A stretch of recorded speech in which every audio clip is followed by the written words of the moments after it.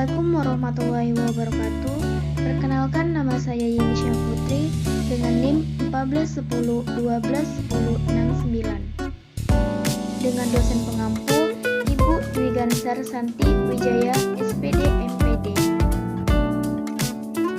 Adapun tujuan membuat video ini adalah memperkenalkan makanan khas Riau, Rokan Hulu, khususnya di desa saya yaitu Desa Mahato, dengan mata kuliah modul Nusantara.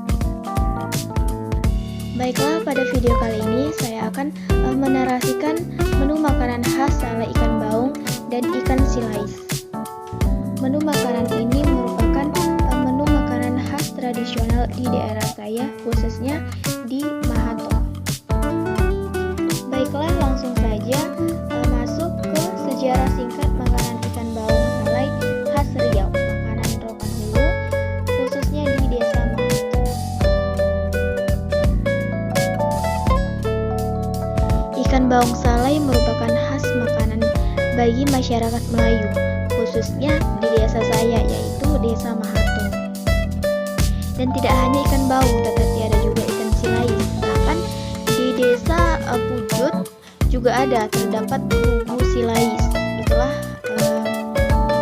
menjadi menu makanan khas di daerah saya. Ikan baung dan ikan silais dikenali dengan jenis ikan tawar. Untuk mendapatkan ikan yang segar, biasanya masyarakat di daerah saya menjala atau memancing. Karena di daerah saya terkenal banyak sungai, bahkan tidak sedikit masyarakat bekerja sebagai penjaga ikan, penjala ikan. Dan biasanya ikan salai dijual dan juga untuk menu hidangan saat acara tertentu.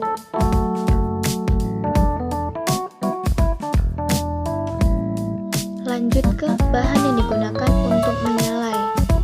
Bahan baku itu yang pertama yaitu ikan baung atau silais. Ikan yang diolah harus dalam keadaan segar dan biasanya ikan yang digunakan berukuran besar. Kenapa menggunakan ikan yang besar? Biasanya agar mempermudah dalam proses penyalaian. Kalau yang kecil kan dia lebih susah untuk biasanya kan ikan salai itu dia digantung. Kalau yang kecil-kecil kan susah digantung. Yaitu bahan bakar atau kayu. Untuk menyalai kan kita harus menggunakan kayu.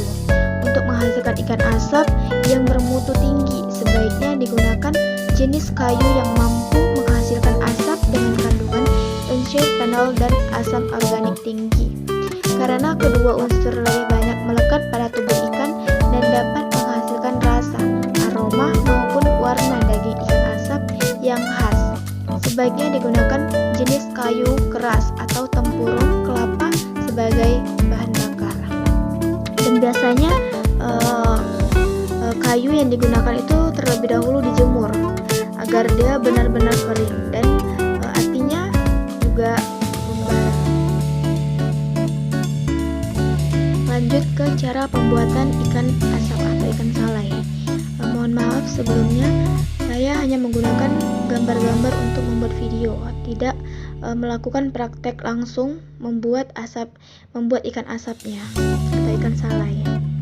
Yang pertama, buang insang atau isi perut melalui tutup insang atau rongga mulut. Dan biasanya ikan salai dibelah dua seperti ikan panggang. Itu untuk mempermudah penyerapan atau agar masak di dalam ikan itu tersebut. Makanya dibelah dua. Yang kedua, cuci bersih dan tiriskan. Dan yang ketiga, buat larutan garam 20-25%. Dan untuk 8 kg ikan biasanya itu disiapkan 5 liter air dan ditambahkan 1-1/4 kg garam. Dan yang keempat, rendam ikan dalam larutan garam tersebut selama 30-60